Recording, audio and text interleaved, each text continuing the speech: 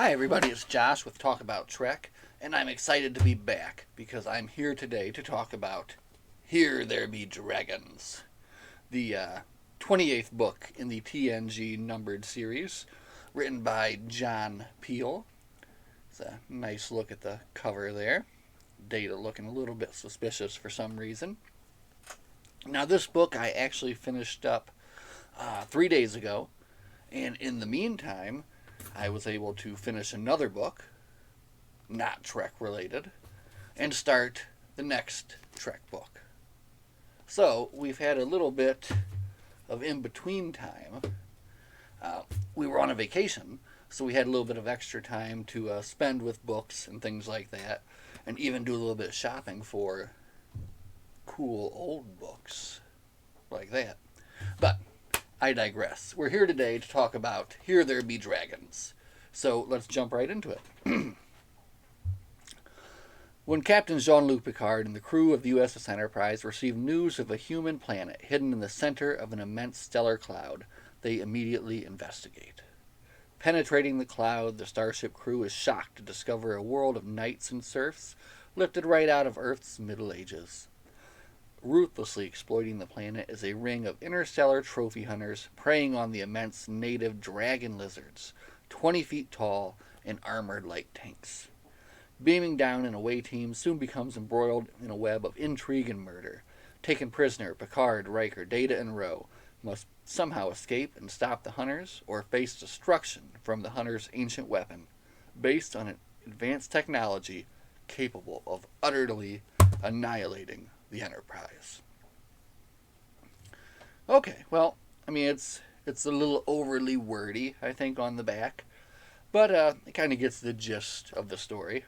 But for a book called Here There Be Dragons, there is surprisingly little dragons.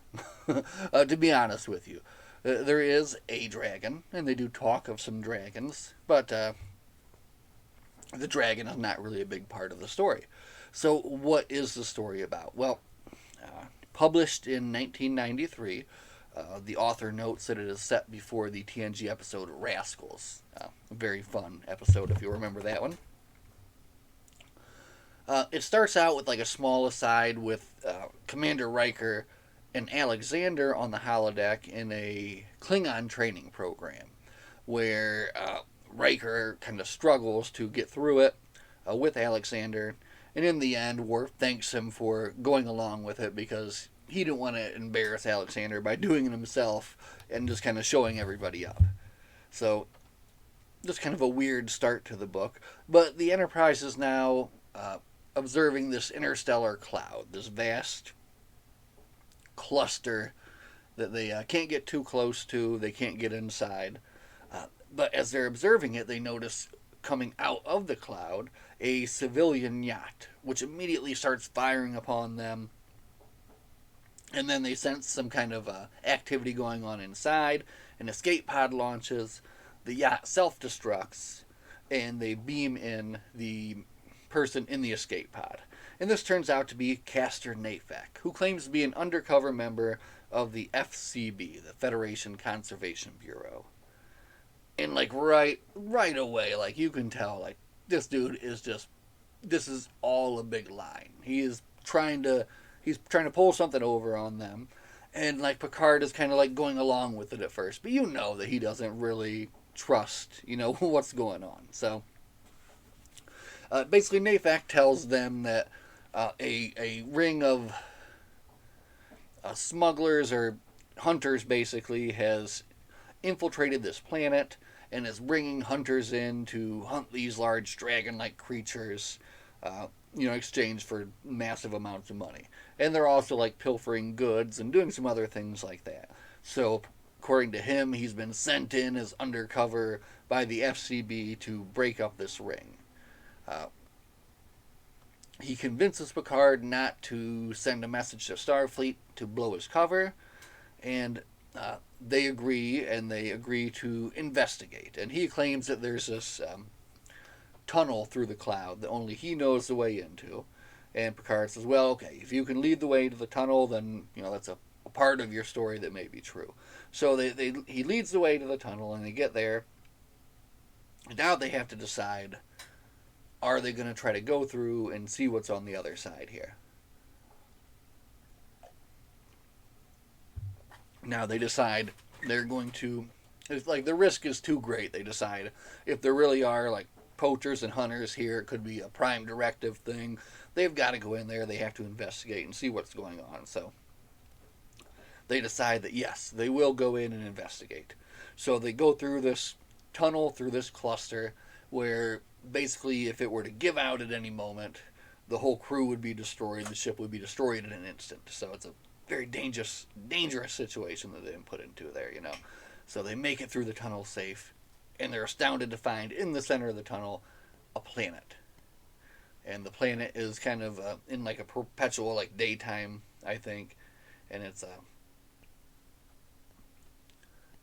it's exactly what this caster Nafak guy had basically said. And he's kind of leading them on and on and on about telling them, well, this is what we need to do. And Picard wants to put forth an away team. And as he's setting up the away team with Caster going down as well, you can tell that there's like kind of a little bit of a backup plan that he's setting up as well, which he confirms like right before he leaves the beam down.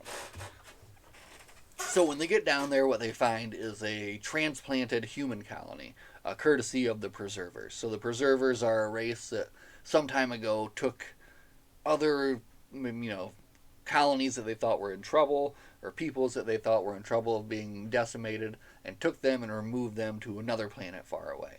So this was a group of 13th century, like Germanic people that they relocated at the time of the Black Death to this planet, which has creatures that somewhat resemble real life dragons. So here there be dragons. So they beam down to, and there's maybe like 7 different settlements here on this whole planet. They beam down to one of the main settlements and immediately are basically duped by Nafak, who kind of like turns one corner and is gone. And he goes and talks to like his gang, and it's kind of revealed at that point that he is part of that gang. Now, my notes fail me at this point, and my memory will start to probably fail me as well, too. But at this point in the story, Picard and company know that they are supposed to go and look for a certain vendor who would like be like the go between. So they go to look for this certain vendor. Data. The away team is made up of Picard, Ro, a random security guy, and Data. So Data goes off to collect some other evidence elsewhere. Picard, Ro, and the security guy go and meet up with this Herr Grable. And Grable, turns out, is not a very nice man, and is a slaver, actually. And not... Basically, they make... And this is kind of interesting. I was reading about this book in the book about books, and the author kind of mentions that this whole problem came about because Picard underestimated. He didn't think that something like this could happen, and this was kind of the point in the story where he screws up, and he drinks drugged wine along with Ro and Willis, and they are all sold into slavery. So this is when the book kind of becomes a really nice ensemble story too. So you don't have a real particular focus on one character. Everybody gets to play a part in the story. So you have Picard, and he is sold into slavery with his adventure trying to get out of that. Data scenes are especially fun in this book. Once he kind of realizes what's going on, he tracks down Herr Grable, and then there's some very fun scenes of Data kind of, pretending to intimidate. He's squeezing his wrist a little bit harder than normal and just saying, well, if you don't if you don't give me the information, I'm afraid I'll have to break your arm. And it's just coming from Data. There's just like something very funny about his intimidation tactics that he applies. But he basically finds out that yes, they were sold into slavery, and so he's on the trail now for Picard. Ro was not sold into the mine slavery. She was sold into the Duke's household slavery. So the Duke has come for her to bring her to bed. And Ro, of course, not going down for that one bit. Kicks the Duke where the sun don't shine and sends him on his way. And then she is sent down to the dungeons to kind of, I guess he wants to kind of soften her up, and he's going to try again the next day to see if she's changed her mind. Yeah, like that's not going to happen. Uh, Ro is actually kind of the most, I would say maybe Ro and Data really kind of kick the most ass in this book. They really do. Her especially, because kind of every situation that they put her into, she's able to get herself out of, and it always seems to kind of have the upper hand for the next situation. So it's revealed later on, of course, that Picard sent a second away team down, Riker and Troy, because he knew that this guy was not telling the truth. So Riker and Troy get on the case of the real criminals. So they track down this dude, Hagen, who's kind of like one of the perpetrators here. He escapes from them with some kind of crazy fire trick or something. He burns down his whole house. Uh, but they're able to kind of keep following, and they're playing the role of Riker's being like a knight, and she's like a lady in waiting. So they're kind of going around trying to get more information about everything. Eventually, they get jumped by Hagen and some of his goons, and Riker's able to take care of all the goons, thanks to his training with Alexander earlier. So that's where that kind of came back into the story. Uh, I feel like I'm leaving out quite a bit because my notes are basically just like little words here and there. There's a character named Randolph. He turns out to be the leader of the gang, and pretty upset with. Well, first off, Nafak gets killed by Hagen, and then Hagen is obviously upset that Nafak brought the Enterprise there to the planet. Oh, so back on the Enterprise, they have their own bit of trouble up there. So, like I said, it's not just a one or two person story. Everybody gets a little bit of this. So on the Enterprise, you have Geordi in command of the Enterprise. The little criminals on the surface there have turned on a preserver weapon to ward off the Enterprise, and it's these gravity bombs that will orbit the planet, and then as they come around will cause like massive system failures with the Enterprise. So on the Enterprise, they're dealing with that problem. They even give Barclay a little bit of a feature where Barclay is able to. They give him a little bit of a comedy feature at first where they play on this whole thing where Worf can't go down to the planet because he doesn't look like them, but this is a planet where like it's all about honor and warriors, and he's like, oh, this is like my mission, my away team. Why can't I do this? So he's upset, and he asks Mr. Barclay to make him a holodeck program where he does a bit of jousting, and just kind of it's like a little aside in the story, which is fun. But then Barclay comes in strong to help save the Enterprise and get some shields back up right when it's needed.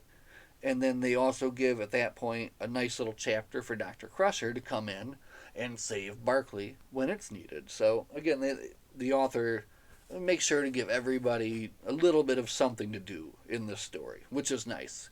And it kind of just carries it along very well. And even though you're in a very silly Star Trek story where Captain Picard is, in a slave train being drawn to the mines and then attacked by a dragon. All right, so this is where it gets a little bit silly, but this is fun, right? So they're on their way to the mines. They're attacked by one of these dragons. One of the people is eaten. One of the jailers is eaten. Right when Picard kind of thinks that things are in trouble for him, who jumps in but Data? Data jumps in and breaks the chains. Picard orders him to break the chains of the other people so that they can save as many people as they can from this vicious dragon. And what does Picard do? Of course, he picks up one of the guy's swords and he yells at the dragon, like, "Come this way, you foul dragon!" Like, seriously, this is what happens in this book. If you've ever wanted to imagine Captain Picard fighting a dragon, just read this book because it's right here. It's here for you.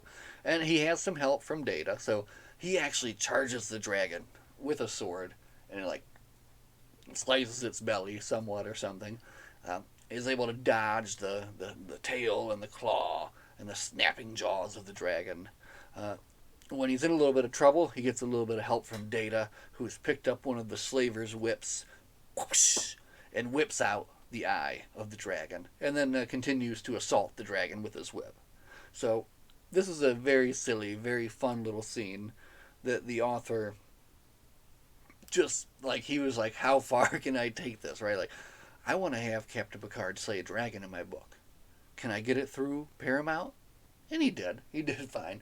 He actually mentioned that in the when he was asked about it. He was like, how much fantasy can I get into this sci-fi book? And I think this is where he got like the very most in there you could get. So you got Captain Picard with the aid of Data slaying a dragon here. And they slay the dragon and they free the slaves. And they set back towards the city to work on freeing Ro. And of course, Ro has already freed herself. And then I think she gets caught again. She frees herself again. At this point in the story, Riker and Troy and their little away mission, they've end up getting apprehended by the Duke. And you meet another character, a more honorable character on this planet, this Captain Volker. And he tries to deal with them a little bit better. The Duke, of course, and is in no mood to deal nicely with anyone, sends them down to the dungeon, where they're rescued by Ro, of course. So now you've got them back together in the dungeon, and Ro, as she's been down there, has discovered somewhere down there is a passage. She saw someone come out from a place where no one could possibly come. So she knows this passage is down there. They barricade the door so no one can find him, and they go searching for this.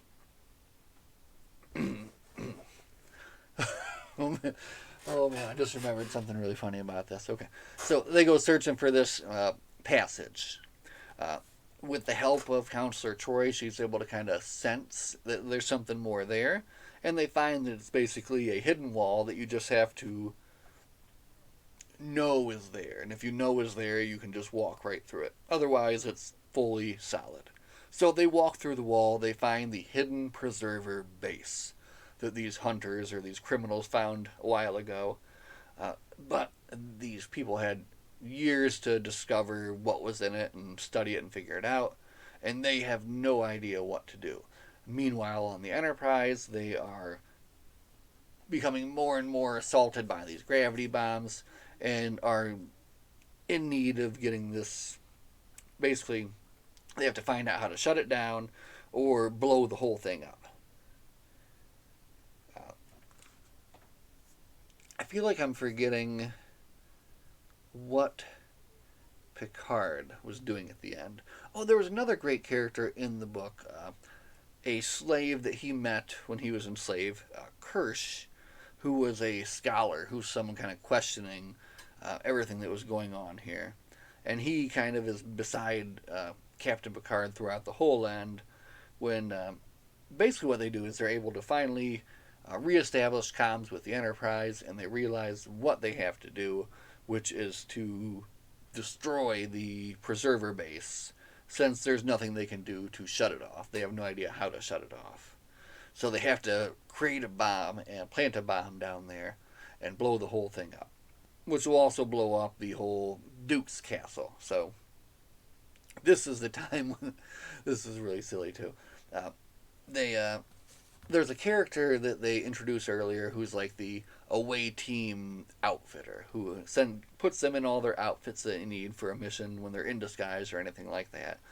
And now they tell them that they need a frightening disguise for Worf, because he has to beam down there as a very frightening entity to scare everyone away so that they can blow up this base and escape in time. So he beams down, and she's designed basically like the genie outfit for him, with the turban hat and the billowy pants and the curly shoes and the vest and everything. So he beams down there with a bomb and is like, "You must all leave. I'm going to destroy you." Everyone in the castle, of course, freaks out and runs away. The away team can like hardly keep their laughter. They beam him down to the preserver base. He sets the bomb. They blow the base up. Mission accomplished. They arrest the villains involved there and are able to make it safely out of the tunnel before it collapses behind them. And that is Here There Be Dragons. by John Peel. John Peel went on to write a few different things, a couple of Deep Space Nine books, I think, and even was recently writing for the magazine, the Star Trek Explorer magazine, which I think is really cool. I mean, this is 1993, and then 30 years later, he's putting short stories into the Explorer magazine. So it actually made me want to kind of check that out too, because I had a good time with this, and it was a fairly quick read. I was able to polish it off in 4 days, but I had a vacation in there, which made it a little bit more. And I feel like I'm leaving out a lot of the really funny bits that I could have told you all about more. But I will just encourage you to read this for yourself. And you can read those funny bits yourself. Funny bits with Worf, funny bits with Data. Captain Picard slays a dragon. Actually. Since this is closed up at 20 minutes, and I've got a few more minutes, to kind of rant on here, we'll add a little bit of bonus rant at the end. So, again, Here There Be Dragons, number 28. Thumbs up. Now, once I finished that, I took a little bit of a Trek break, and one of my very good friends recommended that I read The Dark Tower, The Gunslinger, the first book in the Dark Tower series, which I knew I had read years and years ago, but I didn't really remember too much about it. So this was really fun. A nice little break from Trek. I jumped into it as soon as I finished that one, and just basically plowed through it in 2 days there on vacation. And it was so much fun. So I am definitely looking forward to getting into this series, giving myself a little bit of a Trek break every now and then, but not too often, because there's just too much good Trek out there. Like this one that I'm reading right now, which was recommended by one of you out there, and this is so good. It answers two. The darkness is here. We're back. It answers two very interesting questions for me, first off, which is, what is the story of Captain Bateson and the Bozeman before they come forward in time, and what happens to them afterward? And then also, aftermath of the crash of the D and the first voyage of the Enterprise E. And so far, we're maybe about that far into it. This has been very, very, very good. So, very fun there. In other book notes, I found this sweet book about birds when we were on vacation. A little guide for birds. Actually, my son found it for me, which was a really good find. And as springtime approaches, one of the things we love to do is get out and see all the birds coming into the area here. And then lastly, I do want to talk about this lovely find here, which I know isn't like a super rare thing, but I always get a kick out of these things. I love Edgar Rice Burroughs. The whole Martian Tales series, I've read all of them. They're fantastic. They're just great fun, great pulp books. But I have a few old books, and just something about having a book in your hand that was actually printed and published in 1919. So you got something in your hand that was published, like 103 years ago, which is really cool. There it is. Anyway, 1919. It's fuzzy, but you can see it. But so cool. I love having these old books, and was happy to pick that up at one of those cool old bookshops that you find when you're out on vacation. So they didn't have any Trek books, unfortunately, but that was a find nonetheless. So yeah, that was great. What a fun ride. And if you're looking for an interesting Trek ensemble piece, Here There Be Dragons could be for you. It was fun for me. We'll be back very, very, very soon to talk about Ship of the Line. And I really would like to sit down and talk about Star Trek Picard Season 3. And we might have to do that very soon, because with Season 8 concluding, or Episode 8, with only 9 and 10 remaining, Oh, this show has done so much. But again, thank you all so much for watching. We will see you soon for Ship of the Line and more fun Trek talk. As always, live long and prosper. We'll see you in the next one. Bye.